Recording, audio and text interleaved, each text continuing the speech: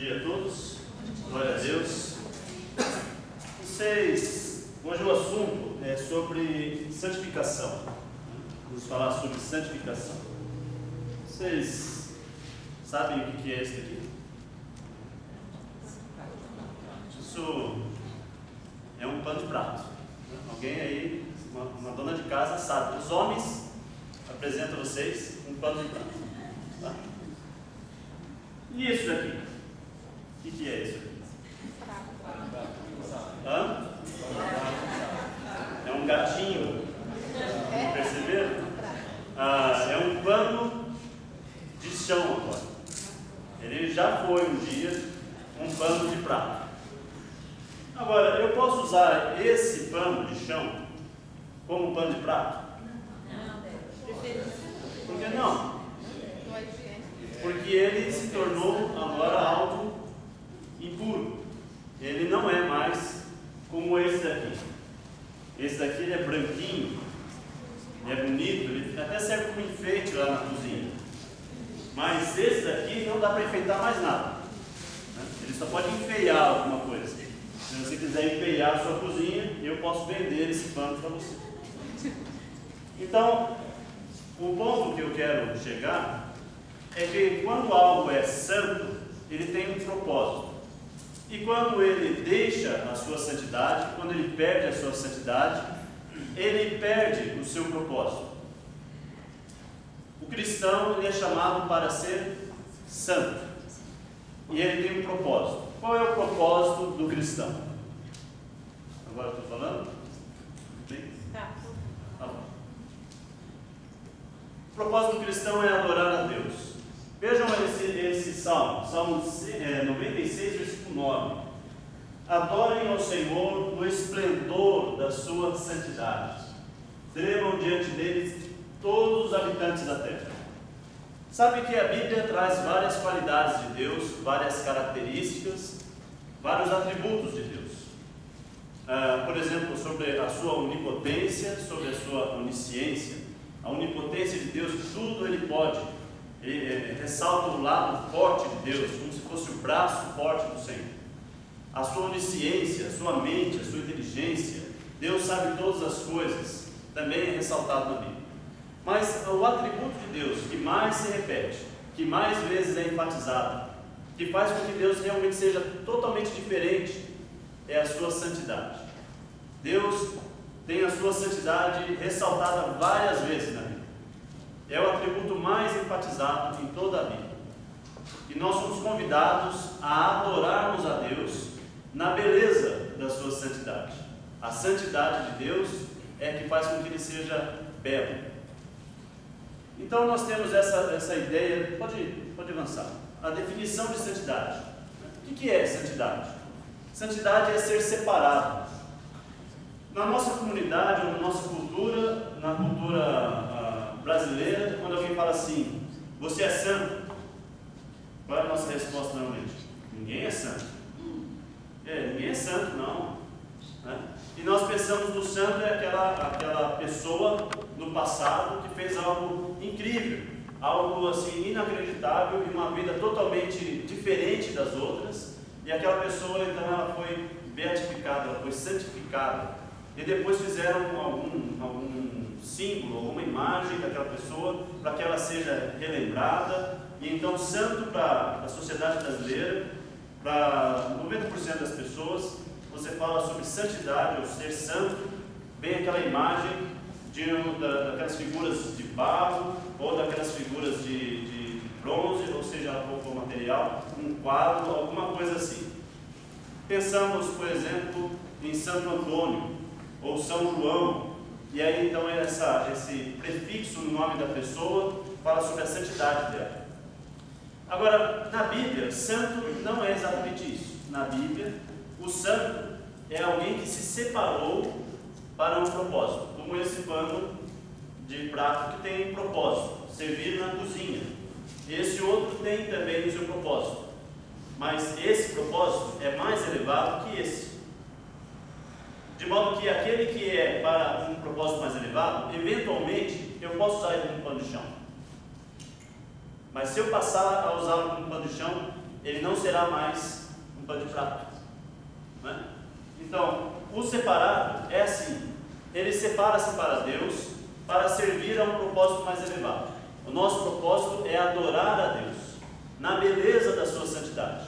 Não adorar a Deus de qualquer jeito, adorar a Deus conforme der na telha. Não é assim, é na beleza da sua santidade. Tem um exemplo, pode ficar aqui ainda, volta a esse, Levítico 27, 32. Levítico 27, 32, você abra sua Bíblia no Levítico. É o terceiro livro da Bíblia. Levítico 27, versículo 32. Tem uma figura no Velho Testamento que fala sobre o dízimo, sobre aquilo que seria consagrado ao Senhor. Então, como é que os israelitas faziam a separação daquilo que seria ofertado a Deus? Eles pegavam todas as ovelhas, os seus cordeirinhos, e afastavam das suas mães. E eles colocavam num curral separado. E então eles colocavam nesse curral com uma porta, e ficava ali um pastor com um bordão, aquela vara, e naquela vara havia um material, uma tinta orgânica, que seria passado nos primeiros 10% de cada um daquele rebanho. Então eles tinham lá 100 ovelhas. Então eles separariam essas 100 em um curral e colocariam longe da mãe. Quando abrisse a porteira, eles naturalmente sairiam todos e iam em busca da mãe. E ali o pastor ficaria na frente da porta ali, com o bordão, e ele passaria tinta nas primeiras 10. Nas primeiras 10 elas seriam separadas.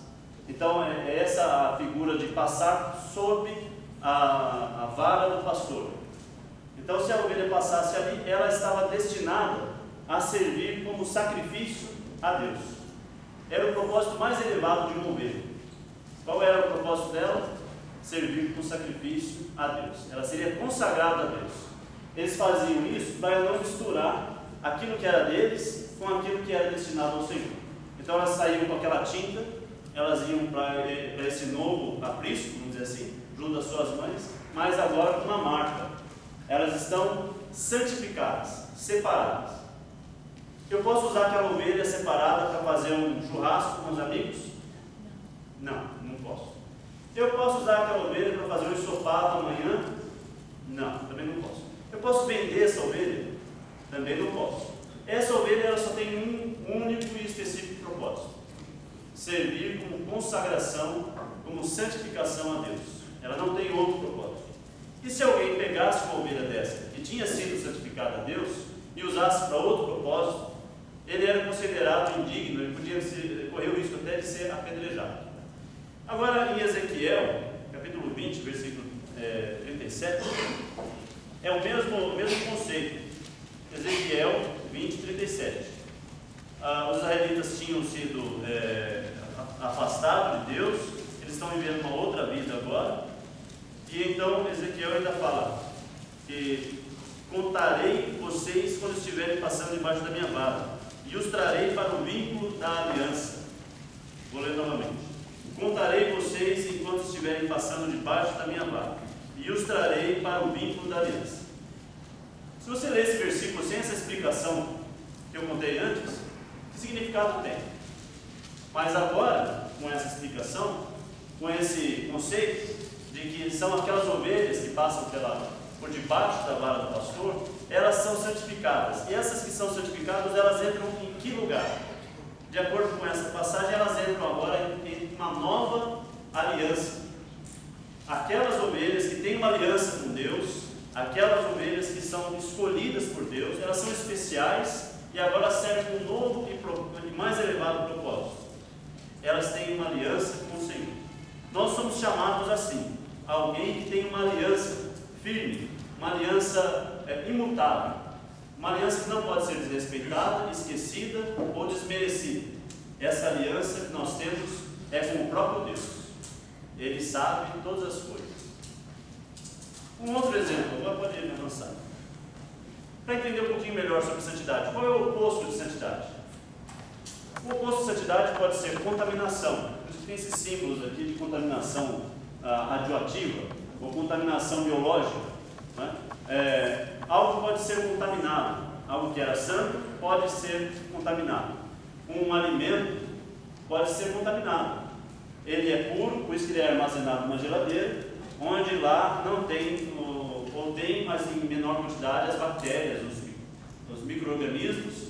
Então esse alimento ele está sendo preservado, ele está sendo santificado lá na geladeira. Quando você tira da geladeira e você coloca, por exemplo, num balcão, ele pode ser contaminado.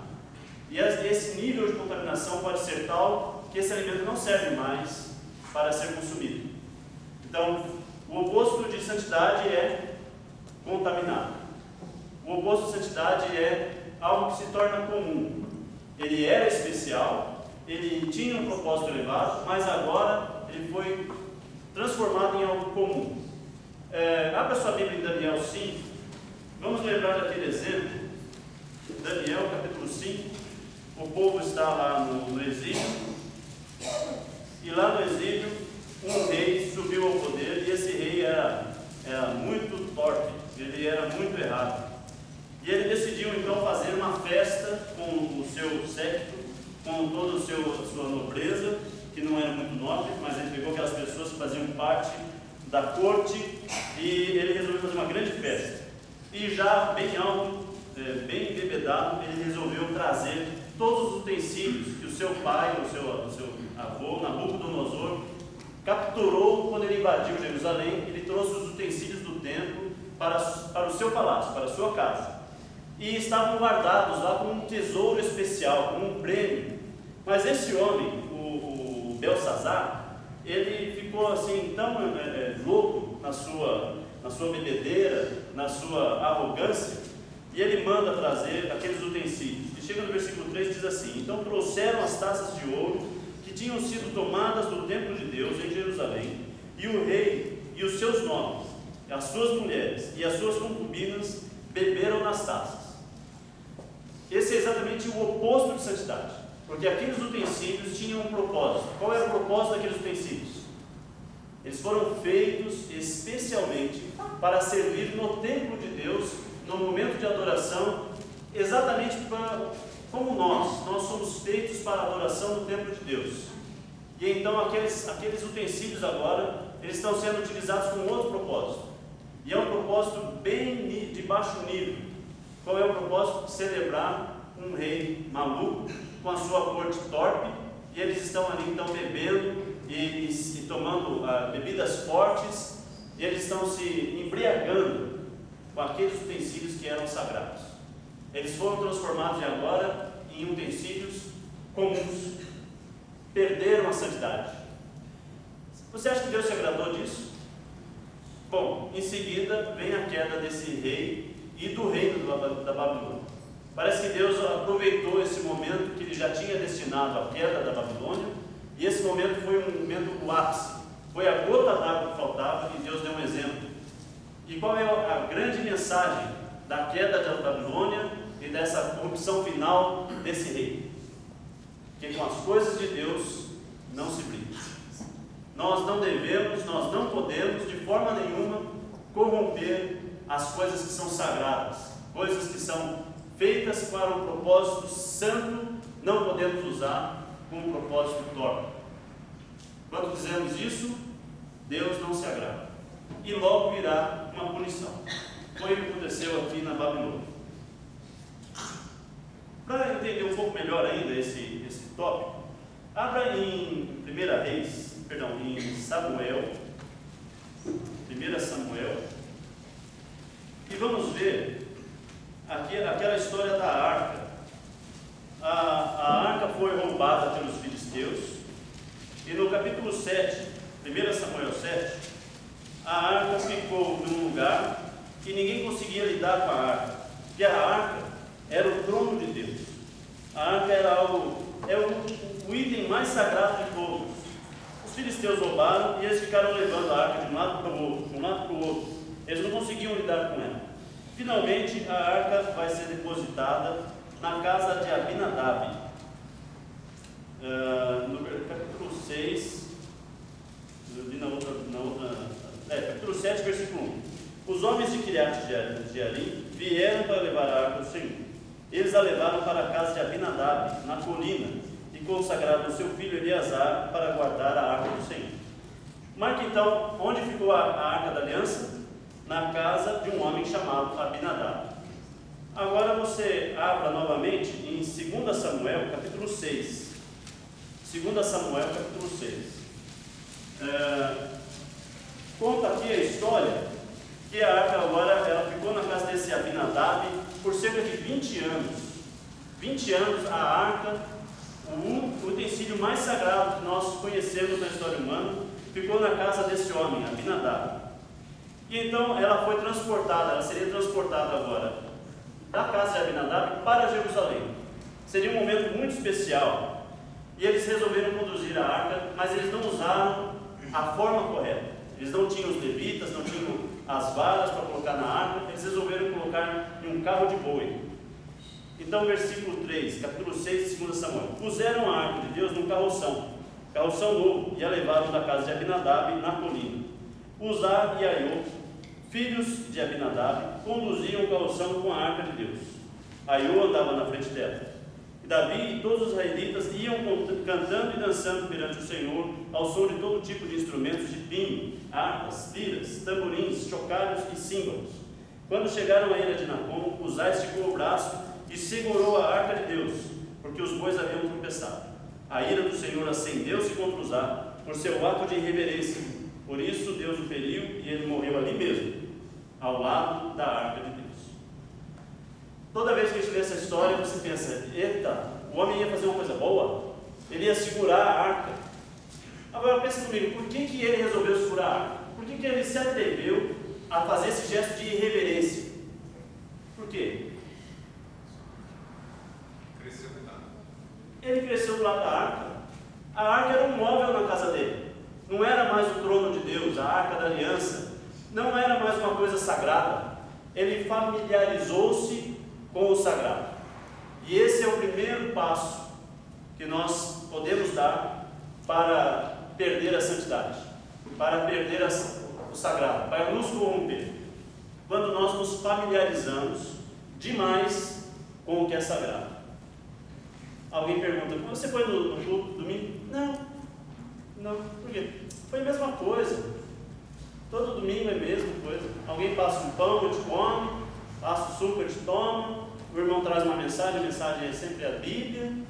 Não tem nada demais, olha, eu tenho 30 anos aqui na fé, então a escola da Bíblia, a escola dominical também, para que eu vou? Eu já conheço bem a Bíblia, o básico já está bom já. Eu já me familiarizei com isso. Né? Gente, isso aqui não é um livro comum, é a palavra de Deus. Quando nós abrimos isso aqui, é Deus falando. Você não quer ouvir Deus falar? Você, quando toma a ceia, é o corpo de Cristo que nós estamos partilhando. É o sangue de Cristo. Não é a transubstanciação, nós estamos dizendo aqui que foi que se transformou, mas simboliza. Nós estamos em território sagrado. É que nem Moisés, quando ele entra naquele lugar e a sarça ardente, e Deus fala para ele, tira a sandália dos pés, porque onde você está entrando é santo, é sagrado. A igreja é algo sagrado. Nós vamos desprezar, menosprezar isso. Logo, logo nós nos tornamos irreverentes e fazemos que nem usar. Segura aí a arca, pega aí, toma. Não, pera aí, outra pessoa, pera aí que eu seguro, deixa comigo. Morreu. Perdeu a irreverência. Ele sucumbiu. Que isso não aconteça conosco. Conta uma história de um homem que ele já bem idoso na igreja, e ele então começou a ler a Bíblia muito mesmo, todo dia. E aí o netinho dele perguntou para a mãe, né, a filha do avô, mãe, por que eu vou ler tanto a Bíblia? Aí ele falou, sabe o que foi, né, meu filho? Né, a mãe explicando para o filho. É que ele deixou de ler muito tempo a Bíblia, e agora está recuperando o tempo perdido, está chegando o exame final, então ele precisa se preparar. Quer dizer, ele foi deixando para a última hora. O que eu quero, na verdade, salientar com isso, assim, eu peço a Deus para que quando eu estiver velhinho, bem já avançado de idade, com 50 anos de conversão, que eu já tenha lido a Bíblia centenas de vezes, que eu ainda esteja apaixonado pela Bíblia. Eu peço que Deus me ajude a sempre ter reverência pelas coisas de Deus, pela igreja, pelos meus irmãos, pela palavra, pelo Espírito Santo habitando em mim. Tudo isso é sagrado demais para que eu me familiarize e torne comum. Muito bom. Pode passar. Agora vamos entender uma estratégia que o inimigo usa para nos separar de Deus. Como é que o inimigo faz para que você não queira ou não fique na casa de Deus e volte a ser comum?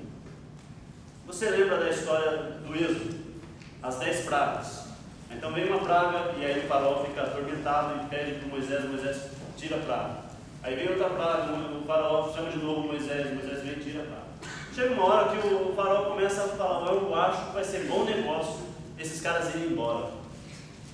Então ele fala para Moisés, Moisés, faz o seguinte, tudo bem, vai, pega esse povo aí e vai lá adorar a Deus, mas depois vocês voltam, hein? Voltam porque vocês são escravos aqui, a gente precisa terminar esses tempos aqui pagãos, vocês são úteis aí para a gente, então por favor, vá, mas volte. Então ele diz, Moisés, você pode ir, mas não vai muito longe, vai perto para você poder voltar logo. Então, o Egito simboliza para nós o mundo, né? O faraó simboliza o inimigo, o pecado são as coisas do Egito. Então, às vezes nós queremos sair do mundo, mas nós não queremos ir muito longe do mundo. Eu quero sair do mundo, eu deixo meus amigos aqui, mas eu continuo com as cadernetinhas lá, com os contatos deles todos, né? Eu sei exatamente onde eu os encontro, porque ninguém é de ferro, né? E pode ser que eu precise voltar lá para aquela gandaia, né? E aí, se eu perdi o contato com esses caras, não vai rolar mais. Então eu saio do mundo, mas eu não vou muito longe. Quer dizer, eu não vou ser um crente fanático, né? Eu não vou ser um crente tão radical assim, que vai largar a bebida de um dia para o outro. Assim. Eu não vou ser um crente que vai se apegar tanto à Bíblia e deixar todas as outras coisas. Porque eu não posso me transformar desse jeito. Quer dizer, faz que nem o faraó está falando. É uma dica do faraó para o Moisés. Vocês vão, mas não vão muito longe. Fica pertinho para vocês voltarem logo para cá, para o nosso convíviozinho saudável. Né? Onde vocês podem de novo amassar barro para nós e tudo, e a gente pode voltar a matar seus filhos, essas coisas, né? A gente estava tendo um relacionamento tão bom aqui. Então vão, mas voltem logo. A outra ideia, depois que Moisés não aceita essa ideia, Moisés rejeita, fala, não, nós vamos e temos que sair do território do Egito. Nós precisamos sair do território do Egito e ir para fora, e lá nós vamos adorar a Deus fora do mundo. Enquanto eu ficar no mundo, a adoração a Deus não será plena, não será real, não será uma adoração verdadeira. Eu preciso sair do Egito. É o que Moisés responde para ele. Excelente resposta. Leia esse capítulo 10 de Êxodo. É excelente. Depois então o faraó vem uma outra praga, ele não deixa o pessoal sair, então ele tem uma outra ideia. Ele fala, tá bom, vocês podem ir longe, mas é o seguinte, você vai, mas deixa a sua família aqui. Deixa seus filhos, deixa as mulheres. Bom, Moisés fala, não, tem que levar meus filhos, tem que levar as crianças. Depois o faraó fala, não, vocês vão, podem levar as mulheres, podem levar os filhos, mas deixa aqui o rebanho, porque vocês não precisam de rebanho para adorar a Deus. E aí Moisés fala, não, nós vamos levar o rebanho, nós vamos levar tudo. Inclusive o Egito vai acabar dando coisas para os israelitas para eles levarem também. Bom, enfim, o que o faraó está dizendo para Moisés, ele fala que você pode ir, mas deixa aqui um laço, deixa uma correntinha aqui amarrada. Quer dizer, eu solto uma corrente, mas deixo uma outra amarrada. É por isso que eu deixei essas figuras aqui, são um coração acorrentado. As pessoas, muitas vezes, elas querem deixar o mundo, elas saem do mundo, mas elas querem deixar lá o coração delas. O João leu muito bem hoje. Onde estiver seu coração, ali estará seu tesouro. Olha, onde estiver seu tesouro, ali estará seu coração. Eles não queriam deixar, Moisés não aceitou deixar nenhum tesouro no Egito. Ele levou todos os seus tesouros. Tudo que lhe era valioso, tudo que era querido, ele fez questão, nós vamos pegar tudo e vamos sair do Egito com tudo. Nós não pretendemos voltar de forma nenhuma para o Egito. Depois vai vir umas outras pessoas com uma ideia de vamos voltar para o Egito, né? Mas isso é uma outra história. Vamos passar nisso. Então essas são as estratégias do inimigo. Mas Deus nos tem um chamado muito melhor. O chamado de Deus para nós. Josué 3:5. Abra sua Bíblia em Josué 3, capítulo 5. Capítulo 3, versículo 5. Josué ordenou ao povo: santifiquem-se, pois amanhã o Senhor fará maravilhas entre vocês. Bom, muita gente usa esse versículo de forma exagerada, mas é lindo. Eu até entendo por que as pessoas usam de forma exagerada, porque ele é tão bonito. Santifiquem-se, preparem-se, separem-se do mundo, deixem a iniquidade, deixem a impureza. E olha, o que vai acontecer? Em seguida, Deus fará maravilhas. Ele não fala, e se não santificarmos? Bom, Deus é poderoso, Ele vai fazer maravilhas de qualquer jeito. Mas o bonito vai ser se nós estivermos santificados diante de Deus. E Ele então agindo e nós agindo junto com Ele. E nós participaremos das maravilhas. Porque se não estivermos santificados, as maravilhas vão acontecer e nós estaremos fora. É isso que a Bíblia está nos dizendo. Nós somos chamados para a santificação. Adorem ao Senhor no esplendor da sua santidade. Tremam diante dele todos os habitantes da terra. Esse Salmo 96, versículo 9, mais uma vez. Pode ir mais uma adiante. 1 Tessalonicenses 4, versículo 3. Esse capítulo fala muito sobre santidade. E fala sobre vários tipos de santidade.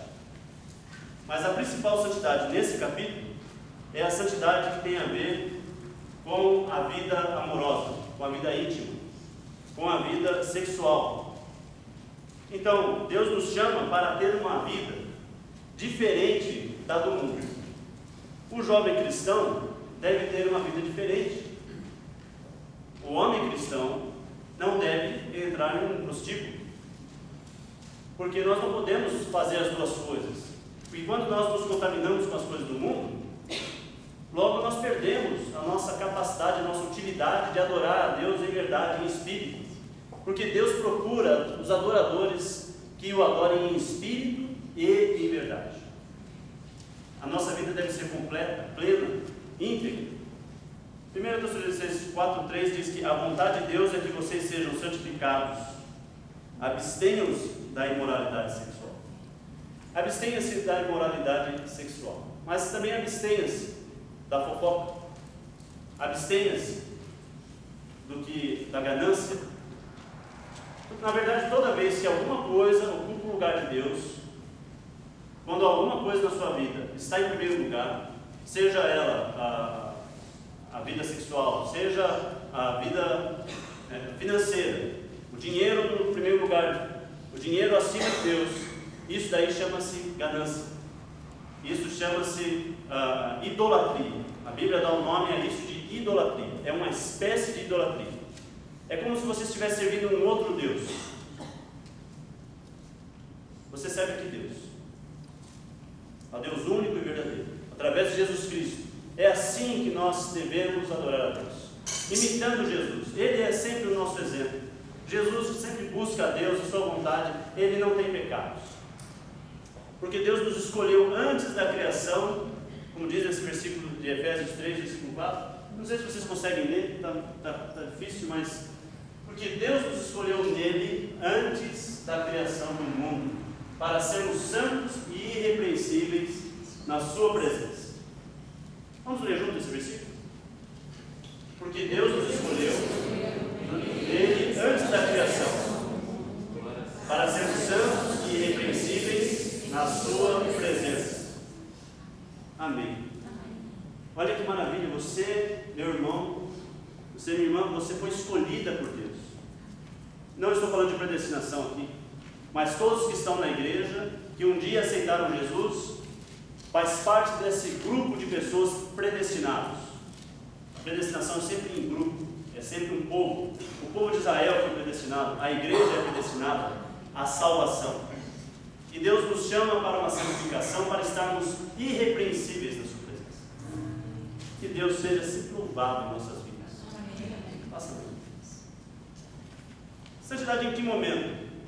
Você sabe que nós temos uma ênfase muito grande no domingo. Mas para Deus, no calendário de Deus, é como se houvessem 7 domingos. Todo dia é o dia do Senhor. Todo dia é um dia que eu vou consagrar a Deus. E assim eu me santificarei no meu trabalho, me santificarei na minha casa, me santificarei na minha relação amorosa, me santificarei nos meus negócios, me santificarei na relação com o meu empregado ou com o meu colega de trabalho. E assim eu vou me santificar em tudo. Eu serei um aluno que será santo nas provas. Eu não vou pular. Quando eu falo não vou pular, alguns alunos falam, cristão não deve pular, porque isso é errado. Então nós vamos estudar, vamos nos preparar, vamos ser íntegros na escola também. O cristão não deve fazer corpo mole no trabalho, porque ele está tentando roubar o empregador de um tempo que ele está recebendo. Principalmente se você é funcionário público, você está me roubando. Isso é grave. Deus não gosta e nem eu, né? Então, como funcionário público, a pessoa deve se esmerar mais ainda para servir o próximo, e não o contrário. Muito bem, nós devemos ser santos em cada momento do dia, em cada dia da semana, em cada lugar, em cada ocasião, em cada oportunidade. Nós somos chamados para sermos santos e irrepreensíveis. Pode passar mais um? Deixa isso aí. Eu coloquei aí os lugares, né? No trabalho, na escola. Agora tem aqui o Garfield ali sentado na praia. Sabe o que quer dizer isso? No lazer. Sabe que nós nos santificamos em todas as áreas da nossa vida, mas aí chega na hora do lazer, sabe, não, agora eu mereço, né, gente? Ninguém é de ferro e tal. Então na hora do lazer eu posso soltar os bichos todos. Posso ir para farra. Porque afinal de Deus vai entender, né? Eu sou de carne, certo? Ele que fez esses impulsos todos. Lembra da história de Davi, né? Em que momento Davi caiu em tentação? Foi na hora que ele estava cercado por 1000 inimigos? Não, nessa hora ele disse, o Senhor é comigo, podem cair 1000 ao meu lado, 10.000 ao outro, e eu estou com o Senhor, isso não me tenta. Depois foi quando ele enfrentou Golias, aquele cara grandão, ficou com medo? Não, bichinho, esse cara é anão perto de Deus, eu vou derrubar ele logo. Foi em qual ocasião? Quando ele estava sendo perseguido pelos seus filhos, ou por Saul, quando ele estava escondido numa caverna, triste, sozinho, abandonado. Foi nessa hora que ele pecou? Não, não foi. Foi quando ele estava num dia de lazer. Ele vai lá, 4 horas da tarde, não tem nada a fazer. Vou subir lá no terraço e vou dar uma olhada naquela mulher bonitona lá. Aí ele vai lá e aí dá no que dá, né? No horário de lazer, nós precisamos, olha, cuida bem, vigia bem. Eu gosto de uma frase que o senhor Joaquim fala assim, que nós temos que vigiar e orar. Nós até oramos bastante, mas a questão é vigiar. Vigiar. Vigiar o horário de lazer. Vigiar as amizades. Vigiar as tentações. Impedir o inimigo antes que ele entre. Porque depois que ele entra, é muito mais difícil combater esse inimigo. Mas vamos vigiar, combater o inimigo ainda nos muros. Os vigias lá no muro têm que estar sempre alerta, avisando todos nós sobre isso. Vamos mais um pouco. Parando só um pouquinho. A gente pode falar sobre várias áreas em que nós podemos nos contaminar. Mas eu sei que uma coisa conta a nosso favor. O Ron sempre fala sobre os 4 chamados, e ele sempre fala que a consciência da pessoa está a favor do pregador. Então, obrigado pela dica. Eu sei que a sua consciência está a favor da vontade de Deus.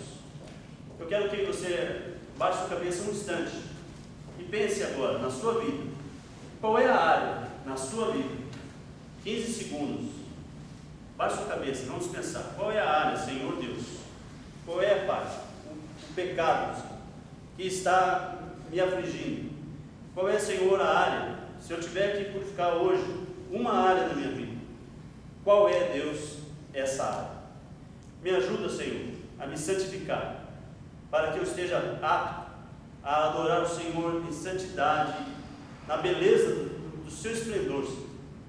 porque é assim que o Senhor merece, uma adoração pura, limpa, digna do Senhor Deus. Obrigado. Em nome de Jesus. Opera em mim, opera na minha vida hoje, agora, e me limpe, para que eu seja santo e irrepreensível na sua presença. Muito bom. Vamos encerrar por aqui.